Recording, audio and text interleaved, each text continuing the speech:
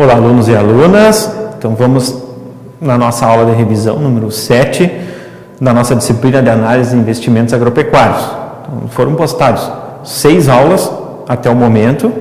Então, dessas 6 aulas, a aula número 7, que é uma aula de revisão, ela também contém conteúdo nela, porque a ementa era uma ementa muito grande para essa disciplina. Então, eu tive que utilizar a aula de revisão também para postagem de material. Preste atenção no que cai na prova, não estudem nada além do que está escrito ali, porque senão vocês vão perder tempo, porque o material foi bem maçante que foi postado. Aula número 2, então, conceitos econômicos da área de máquinas agrícolas no Brasil, então, evolução nos últimos anos, para vocês se entrosarem, né, o que foi, o porquê do avanço da mecanização, né, em função da redução do número de trabalhadores rurais, né. Isso vocês, alguma análise comparativa em relação a países desenvolvidos, mas isso são peculiaridades, não significa que a gente está, por exemplo, tem pouco trator, na realidade nós temos bastante área. Então, quando a gente dividir equipamentos que a gente tem hoje pela nossa área, pela nossa grande extensão de área que a gente tem, nós ficamos aí muito próximo ao que a Argentina tem, abaixo dos Estados Unidos e muito abaixo da Alemanha. Dentro da aula número 2 ainda, é importante então vocês entenderem que em função daquele gráfico que a gente viu anteriormente, também tem em função do crescimento do tamanho do trator. Então nós estamos aqui falando que aumentou muito, ou acima de 50%, a categoria de tratores acima de 225 CV. Então, nós temos grandes exemplos, até aqui ao redor do nosso Instituto Federal, que a gente observa de grandes propriedades que vendem 4 ou 5 tratores de menor porte para comprar um apenas de maior porte.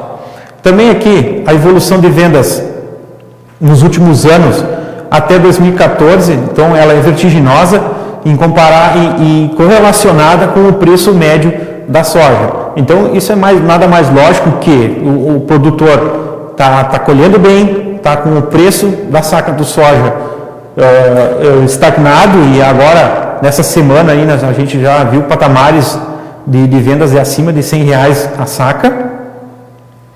Então, de tratores agrícolas, vamos entender conceitos, né? Vamos entender conceitos, para que serve os tratores agrícolas, a classificação deles. Então, tratores ali 4x2, 4x2 com TDA, que são tratores, conforme visto na foto, então tratores de menor potência, tratores articulados já de maior potência. Então, teve uma época ali de tratores que saíram do mercado e agora estão voltando com muita intensidade.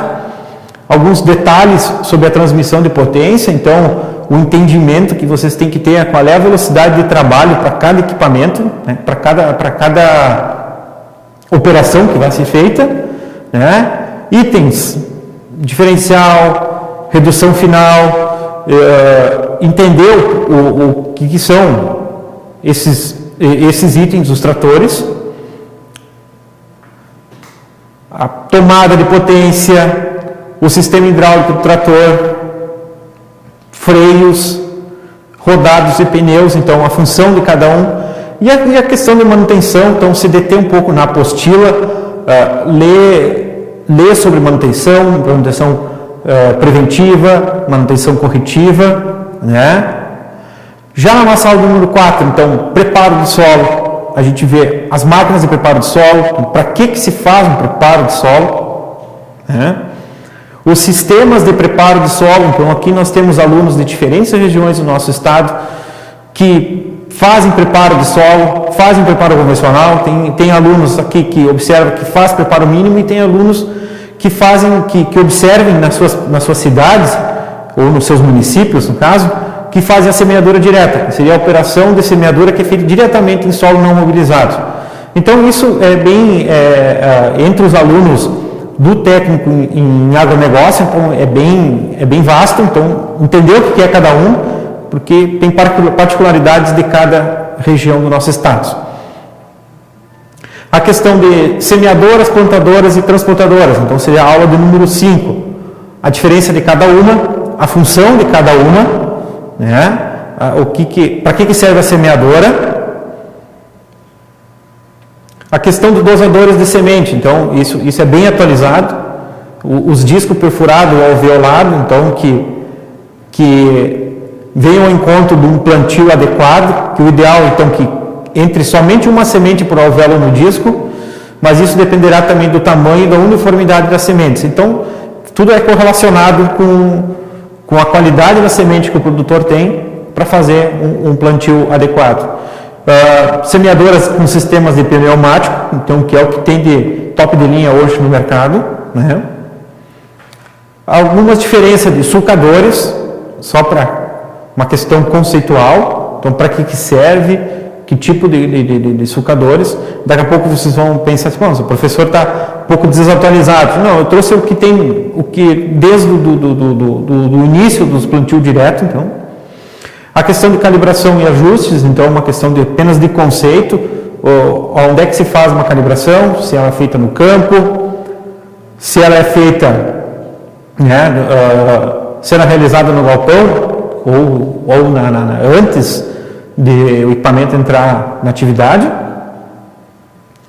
Também, na aula número 6, a gente mostrou um pouco sobre colhedoras.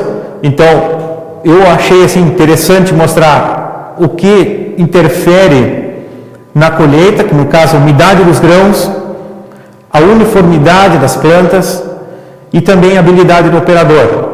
Então, eu tenho até algum trabalho publicado enquanto a isso, do efeito da habilidade do operador no índice de perdas numa colheitadeira, o funcionamento dos processos de uma colheita, por exemplo, o que é o corte, a trilha, a separação dos grãos da palha, a limpeza dos grãos e o armazenamento dos grãos. Então, essas lâminas elas vão explicando, né? Elas vão explicando o que faz cada processo desses na colheitadeira. A nossa aula do número 7, que foi a última aula postada, que tratou sobre agricultura de precisão. A agricultura de precisão, ela é muito mais do que eu expliquei, só que eu tive apenas uma postagem para falar em agricultura de precisão, então aqui vocês vão entender os conceitos da agricultura de precisão e por que um produtor toma a decisão de implantar uma agricultura de precisão. E peguei um exemplo de utilização da agricultura de precisão na irrigação. Nós aqui em Panambi temos 3 empresas, no caso as 3 empresas que comandam o mercado de pivô central hoje no país. Então vocês podem até assistir no vídeo a aplicação da agricultura de precisão na irrigação. E não somente na irrigação, ela é utilizada para outras áreas. Preste atenção então nas avaliações. Nós temos a nossa prova presencial 21, 22, 23. E se não me engano, a prova presencial dessa disciplina vai ser no dia 22. A prova presencial da segunda chamada, que é no final deste mês. E os exames, que são no início do mês de julho. Então, tenham todos um bom estudo e muito obrigado.